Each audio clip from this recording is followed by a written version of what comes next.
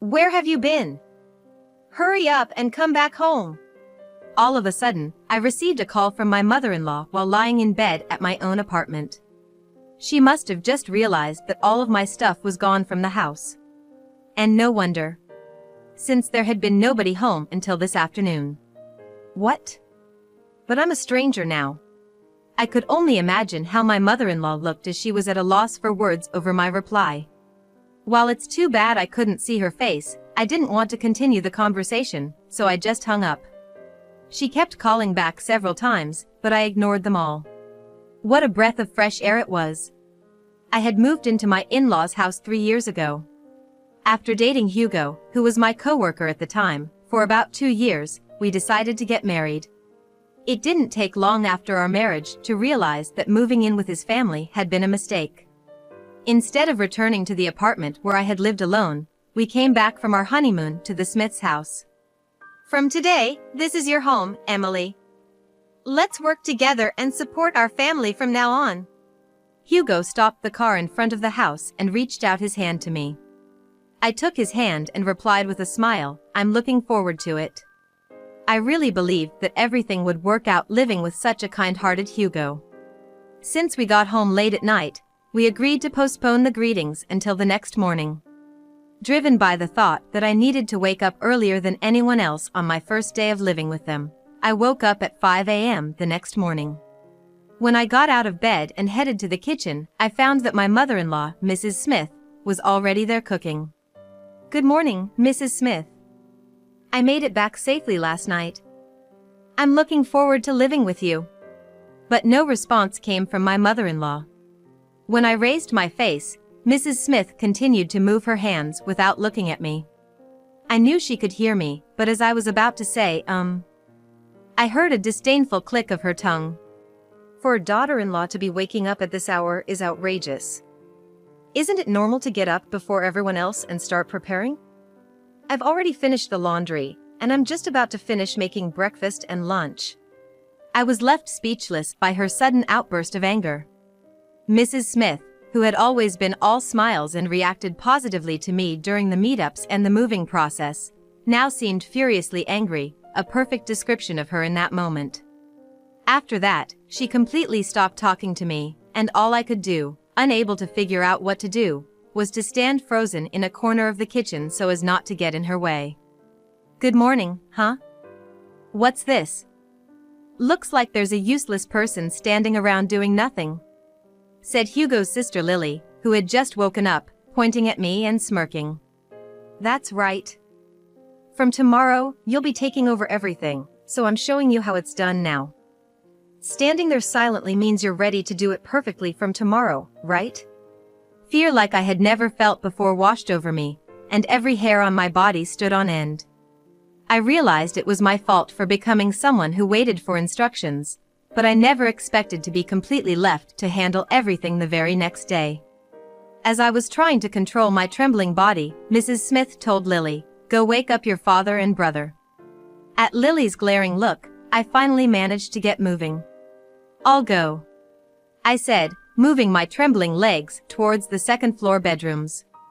I knocked on my father-in-law's room first, and a sleepy voice responded from inside. Next, I opened the door to the bedroom where Hugo and I slept to find that Hugo seemed to have already woken up. "You're late. There's a lot to do, so make sure you wake me up on time," he grumbled and deliberately bumped into my shoulder as he walked out. Once again, I was struck by fear and trembling. Do I really have to live the rest of my life in fear like this? Where's the Hugo I knew until yesterday? What am I supposed to do? A fear I can't describe had me rooted to the spot. From the next day, my days in hell began. Having quit my job when I got married, I was now in charge of everything concerning the house. Not just the general housework, but also the community association duties and volunteering for litter pickup that my mother-in-law used to handle were all dumped on me. If you dilly-dally, there won't be enough hours in the day. "Well, it's clear you weren't brought up properly without a mother," said Mrs. Smith, thumping my back as I wiped the floor. "I don't have a mother.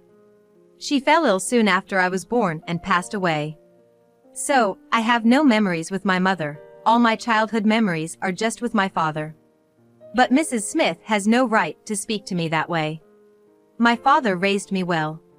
He taught me everything strictly so that no one could say I lacked anything because I didn't have a mother. I had many sleepless nights filled with frustration. No matter what Mrs. Smith or my sister-in-law Lily said, I just had to grit my teeth and bear it, while Hugo and my father-in-law just watched from a distance. Hugo, who I believed would be on my side for life, quickly sided with Mrs. Smith and the rest. I couldn't discuss this with my father. I didn't want to repay him for raising me on his own with this kind of trouble. While enduring harassment about housework daily, I also had to attend to Hugo. With no time to sleep, my health steadily declined. After 3 years of this life, I finally became pregnant. It was a long, difficult journey. For about a year, I had been harassed not just about the housework but also for not being able to have a child. A woman who can't bear children is worthless to this house and to the world. Every time she said that, my heart was crushed, wishing morning would never come.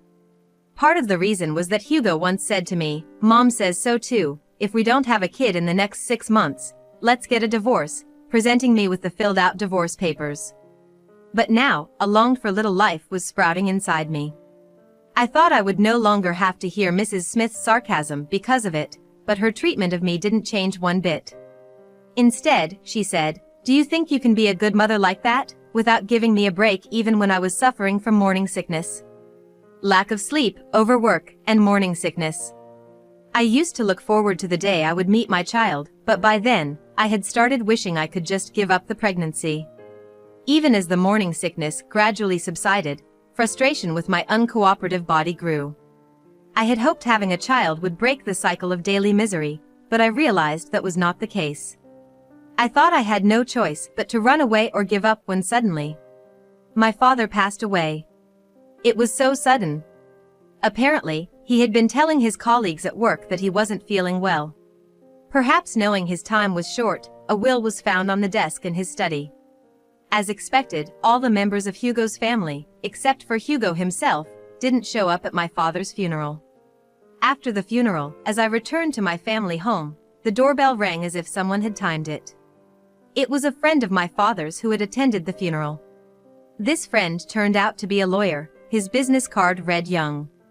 And then, Mr. Young handed me my father's will. I was told to open it and see, and when I opened the desk at my father's, which also contained his will, I found a list detailing an inheritance to be passed on to me. The amount was a staggering $3 million. It seems my father held the dual roles of a salaried worker and an investor. All of this was to be inherited by me, and I went through with all the necessary procedures. Next to me, an excited Hugo was thanking Mr. Young, saying, "Thank you so much." After Mr. Young had left, Hugo, with a spring in his step, said, "Well, I'm heading home first," and returned to his in-laws' house.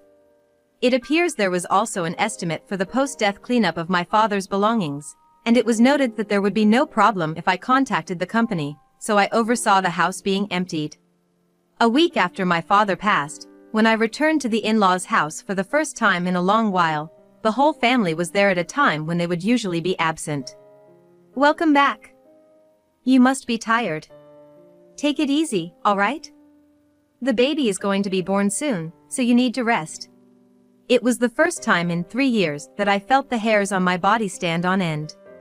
It was a chilling feeling, just like before I got married, to see the in-laws' attitude change so drastically.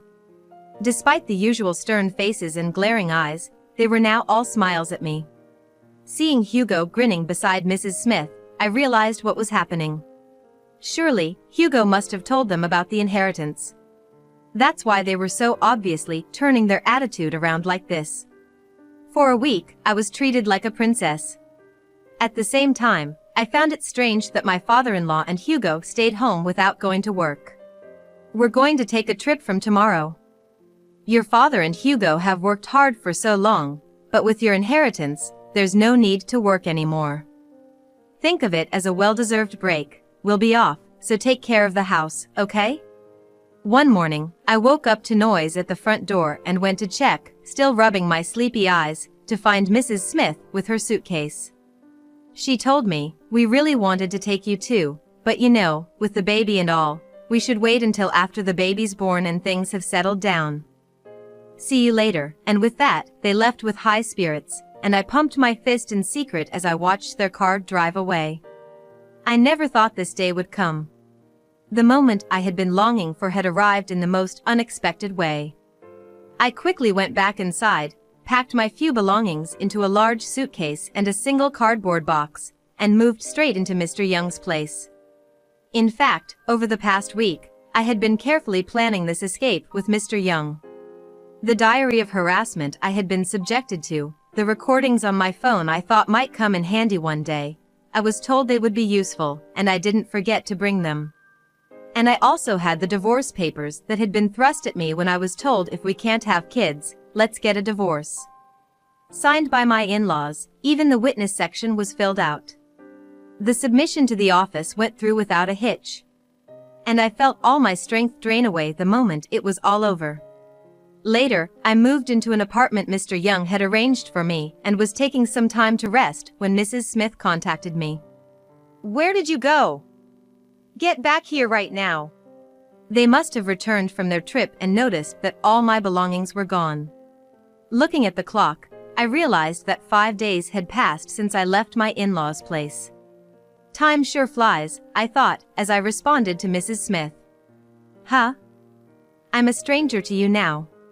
Mrs. Smith seemed to be at a loss for words. "What are you talking about? We're family, aren't we? It's not like we're strangers." It sounded like Hugo was on speaker. And I could faintly hear Lily and my father-in-law's voices agreeing in the background. "That divorce paper you handed me, filled out and all, that meant you wanted a divorce, right?" "So, I just did what you wanted, got a divorce. I'm sick and tired of being treated like a maid in that house." It was then that I first realized I could stand up for myself so firmly. Rather, I wish I had started doing this much sooner. "Huh? What are you talking about? That was just to say that divorce might be on the cards. I never meant it seriously." I could hear Hugo and the others' voices becoming frantic.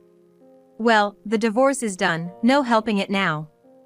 Let's get on with the property settlement. The inheritance you received, $1.5 million, that's Hugo's, right? When are you gonna transfer it?" "Oh, was Mrs. Smith, my mother-in-law, this unreasonable?" I sat up, perching on the edge of the bed. Inheritance is considered separate property, which means it's not subject to division during a property settlement. So I don't have anything to give you. In fact, it looks like I'm the one who should be getting compensation for harassment and a share of the property. Upon hearing this, the in-law family's outcry was unimaginable. I quit my job, and what about the payment for the trip? How are we gonna handle that? Their complaints were audible. I couldn't help but let a smirk cross my lips. Poor things. You've reaped what you sowed. How much did you spend on this trip? I bet you had more fun than you could ever imagine. Well, you're gonna have to work hard to enjoy life as much as you did on your trip. With that momentum, I hung up the phone and quickly blocked all the in-laws' contacts. The family home where my father lived is already being managed by a realtor, and they don't know the address of this apartment. If I don't agree to meet them, I doubt I'll ever see them again. Later, I was informed by the realtor that they'd been arrested. Apparently, thinking I had fled to the family home, the four of them broke into what they thought was an empty house by shattering a window. But there was nothing inside, just the ringing of the security company's alarm. Ignoring the alarm, they searched the house and, finding nothing, were subdued by the arriving security guards and the police. I was relieved that this happened after I had received the compensation and property settlement. I haven't been informed about what happened to the in-law family afterward. They must be making a living somehow, but I have no way of knowing since I don't have their contact information. A while after the in-laws were caught, I gave birth to a healthy baby boy. I named him Max. A name filled with the hope that he would see the truth and live sincerely. I haven't touched my father's inheritance and am living modestly on what I earn from my part-time job. Life might be tough ahead, but for my dear son's sake, I plan to keep looking forward, discerning the truth as I go. A measly $5 condolence money is plenty for a poor single mom, huh? Tossing a coin like flipping a nickel isn't appropriate anywhere, let alone at a funeral home. If someone did that, it would be no surprise if they were considered to have tossed their common decency as a person aside. And there stands such a person right in front of me. To think that it's my former boss just turns my anger into sheer disbelief. He's grinning now, but it didn't take long for his face to turn ashen. My name is Julie, and I'm turning 28 this year. Still unmarried, I live with my mother who raised me single-handedly. Until a few years ago, my brother Kevin also lived with us, but he's currently on an overseas assignment. Though Kevin is also single, he seems to be enjoying his life abroad. Economic reasons forced me to give up on college, so I went straight to work after graduating from a vocational high school. After my father passed away when I was in elementary school, I saw how hard my frail mother worked to raise us, and I wanted to repay her kindness as soon as I could. That's why I worked hard in vocational school, earning several qualifications and managing to get a job in one of the big local companies right after graduation with just a high school diploma. My mother, of course, and even my teachers praised me. Since the company rarely hired anyone without a college or professional degree, it was considered quite an accomplishment for the school. In that company, I worked my tail off to repay the favor of being hired, and I took care of household chores since my mother often fell ill. I wanted Kevin to properly graduate from college, so I put my life on hold and supported him. Thanks to my efforts, Kevin was able to continue his education, and I managed to get my mother to retire from her job. My hard work at the job was recognized, and I was assigned to the sales department. When my boss said, "Office work is fine, but sales suit you better," I was full of anxiety, but it turned out he was right, sales really were my thing. My performance soared, and in no time I surpassed my peers and became the ace of the team. However, the important thing here is not to get cocky about being great. In reality, I've grown with the support of many people, and it's not just my own effort that has gotten me here. While supporting each other every day with my colleagues, the sales manager who had been looking after me for years got transferred to start up a new branch. He was essentially part of the founding team. They asked me to come along, but I turned it down because I live with my mother. The person brought in to fill his shoes was Mr. Nunley, someone the president scouted for his skills. Certainly, Mr. Nunley was good at his job and had a polite and prompt manner, which made him quite popular with our clients. However, he gradually began to stand out in a bad way within the company. Despite this, because he was competent at his job, the boss, who had scouted him, had his reputation on the line, and I believe everyone was really putting up with a lot. I felt the same way, having been made to feel uncomfortable by Mr. Nunley on numerous occasions. When I was new, Mr. Nunley said, "Let's go visit some clients together." Not realizing his true nature at the time, I happily agreed. We made a good impression on the clients, and even secured a new contract right there, which led him to suggest we go out for drinks to celebrate. I had no reason to decline, so we found a nearby bar and toasted. Then Mr. Nunley started pushing me to drink more and more. "Julie, you can really hold your liquor. Of all the girls I've drunk with, you're the strongest." I was shocked when he suddenly started calling me Julie instead of using my last name, and as I was trying to process this, he overlaid his hand on mine. "Man, at this rate, you're gonna be out drinking me. Would you take care of me if I passed out?" His hand felt clammy and disgusting, and it made my skin crawl. Although I had dated a few guys before, I had never felt such revulsion, and without thinking, I pulled my hand away. "What's the matter? Didn't like that?" "No way, you're not saying that, 'cause you agreed to come out for drinks, right?" He looked at me with a creepy smile that made me shiver, and he reached for my hand again. "Or what? You know what would happen if you refused, right? I'm your boss. You get that, don't you?" This time he didn't just place his hand on mine, he gripped it tightly, and I had reached my limit. I shook off his hand. "Sorry. I'm not feeling well, I need to leave. This is for my part of the bill." I pulled out a $50 bill from my wallet, slammed it on the table, and quickly left the bar. I knew $50 was too much, but at that moment, I didn't have the luxury to think about it. "You'll remember this next week."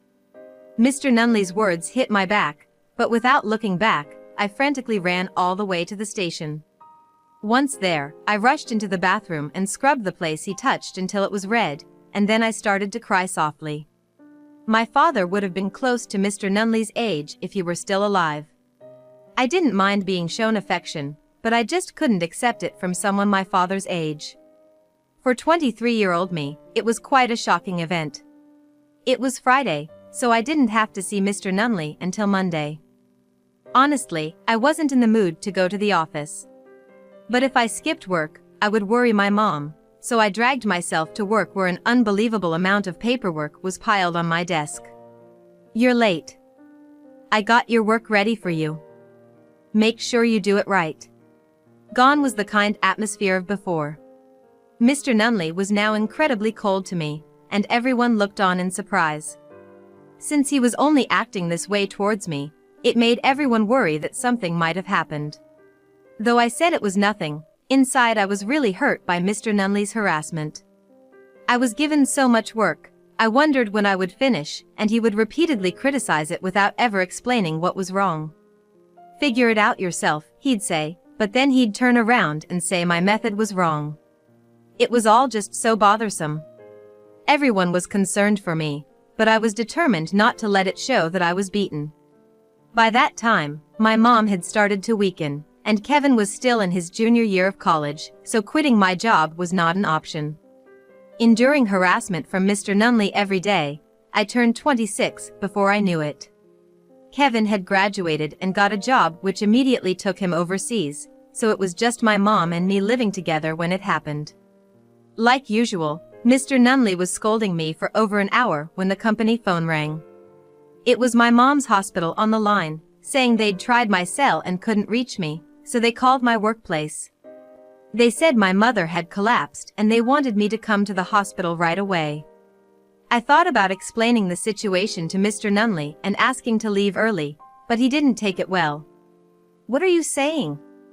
You hardly get any work done, and now you want to take advantage of the company's policy just because it suits you?" Mr. Nunley said with a sneer, his lips curled in disdain. But this was no time for an argument. I was out of time. "Fine, just quit your job already. Your performance has been dropping anyway, and there's no benefit for the company to keep someone useless like you around. That's why I hate hiring high school grads." I felt my fingertips go cold and I could hear my heartbeat.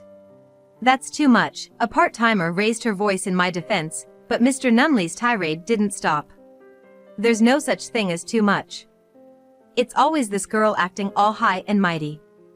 It's been ticking me off. It's better for everyone if he just quits now." Mr. Nunley, grinning as if expecting me to apologize. Normally, I would have quickly apologized, but at that moment, I was too frantic. I couldn't be squabbling over this when my mother was in danger. "Got it. I'll bring in my resignation later, but for today, I'm out of here." I hastily gathered my things, ignoring everyone shouting "hey," as I bolted from the office and headed to the hospital. Fortunately, my mother was still alive when I arrived, and she had just woken up. However, her condition wasn't good, and I was told that maybe soon it might be her time. Although I'd impulsively spoken of resigning, it might have been the right choice. Messages of concern came from my colleagues and peers at the office, but my mind was made up. I finished the handover in a month and started a new life taking care of my mother. She said she was okay, but watching her unsteady walk, I felt reassured about leaving the company. I had enough savings to live on for a while, and Kevin, saying "I can't be there for you," sent a generous amount of money, so there were no problems for just the two of us. Plus, the stress from Mr. Nunley was gone, and for the first time in a while, I slept well.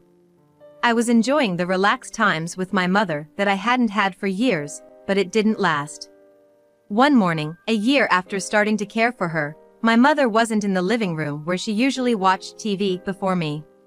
When I rushed to check on her, I found her sleeping with a pale face. The ambulance took her to the hospital, and there I was told that her heart was much weaker now, and she only had a few days left. No response came from her, no matter how much I held her hand or called out to her. She breathed shallowly, occasionally twisting her face in pain.